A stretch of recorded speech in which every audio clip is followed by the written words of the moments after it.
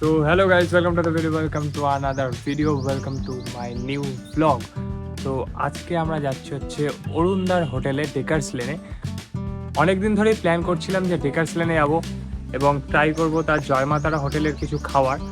তো আজকে আমার সুযোগ হলো যে যাওয়ার। তো এখন বাজে হচ্ছে সকাল 7:30। আজকে দুটো ভিডিও শ্যুট করলাম, তো তার মধ্যে একটা ভিডিও চলে এসেছে অলরেডি, যেটা স্টুডিওর ভিডিও ছিল। একটা কম্প্যারিজন ভিডিও ছিল, সেই ভিডিওটা অলরেডি আমার চ্যানেলে রয়েছে, আপলোড করা হয়ে গেছে। আর এই ভিডিওটা আজকে যাচ্ছে, তো দেখে জানিও ভিডিওটা কেমন লাগলো। আর লাইক, শেয়ার অ্যান্ড কমেন্ট করতে কিন্তু একদমই ভুলো না, তোমাদের জন্য এরকম ভিডিও আরও আসতে চলেছে আমার চ্যানেলে। আজকে বেরিয়ে পড়েছিলাম ডেকার্স লেনের উদ্দেশ্যে।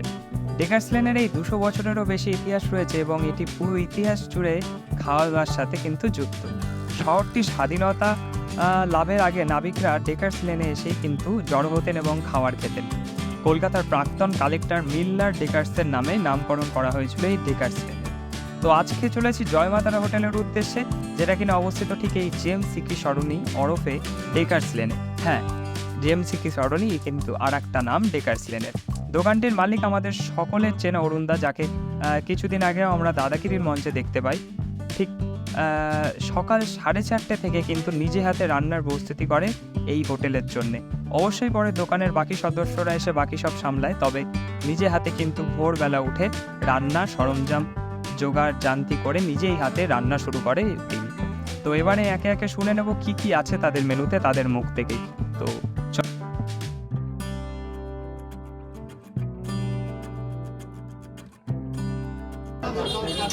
তোমাকে তো ওইখানে দেখলাম, ওই সামনে দেখলাম, ওটা ননভেজ কাউন্টার, এটা ভেজ কাউন্টার। আর কি আছে তোমার এখানে?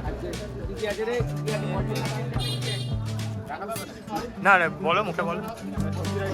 হ্যাঁ, চানা পনির, মটর পনির, মিক্স পনির, পালক পনির, ডাল মাখানি আছে, গন্ধরাজ কফি আছে, আলু আচ্ছা।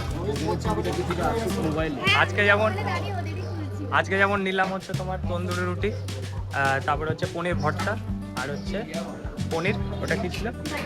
পনির বাটার মশলা। কেমন লাগলো? খুব ভালো লাগলো। এত সফট তন্দুরি আমি কোথাও খাইনি। বলো কি, এত সফট তন্দুরি আমি সত্যি বলতে কোথাও খাইনি। এত জায়গায় গেছি, এত জায়গায় খেয়েছি, কিন্তু এত সফট তন্দুরি কোথাও খাইনি। এত ভালো লেগেছে। হয়তো মায়ের কৃপা, অবশ্যই মায়ের কৃপা, আর ভালো না করে। হ্যাঁ।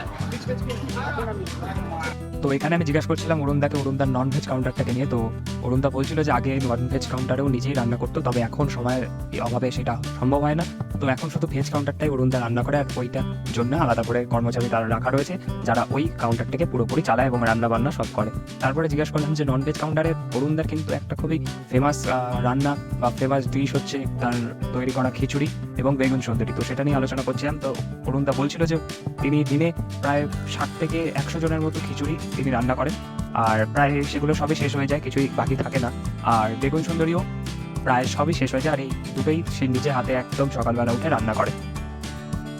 তা এখানে যেটা দেখতে পাচ্ছ সেটা হচ্ছে, সবাই দেখেছো অরুণদাকে দাদাগিরির মঞ্চে। তো সেখানেই দাদাগিরির মঞ্চ থেকেই যেই হ্যাম্পারগুলো কন্টেস্টেন্ট বা পার্টিসিপেন্টদের দেওয়া হয় তাদের জন্যে এই হ্যাম্পারটা, সেই হ্যাম্পারটাই কিন্তু একদম দোকানের সামনে সাজিয়ে রেখেছে। এবং এখন যেটা বলছে অরুণদা সেটা হচ্ছে দাদার ব্যবহার। আমাদের সৌরভ গাঙ্গুলি ব্যবহারের কথা বলছে, যে এত সুন্দর ব্যবহার। আর আমি জিজ্ঞেস করেছিলাম যে সে খেয়েছে নাকি তার রান্না করা খাবার। তা বললো যে সে খায়নি, কিন্তু বাকি যারা ছিল তারা সবাই খেয়েছে কিন্তু। আর শেষে জয়মাতারা বলে আমরাও বেরিয়ে পড়লাম ওখান থেকে। বেরিয়ে পরে আর একটা জায়গায় আমরা পৌঁছালাম। দিয়া থেকে এসেছি শুধুমাত্র খাবারটা টেস্ট করে দেখবো বলে। ঠিক লেগেছে তো খাবার? খুব ভালো লেগেছে। আমি বললাম তো, এরকম তন্দুরি, আমি এত নরম তন্দুরি কোথাও খাইনি, মনে হচ্ছে নান খাচ্ছি, এত ভালো লাগলো। আবার দেখা হবে।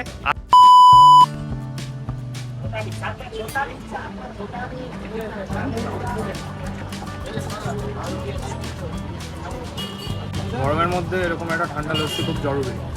যা বাইরে যা টেম্পারেচার, প্রায় 40 ডিগ্রি টেম্পারেচার চলছে। তো ওখান থেকে আমরা রুটি পনির খাওয়া আসার পরে এই ঠান্ডা লস্যিটা খাচ্ছি এখান থেকে, এই ফলের দোকান থেকে। ভেবেছিলাম প্রথমে ফল খাবো, তারপরে লস্যি খাচ্ছি ঠান্ডাটা।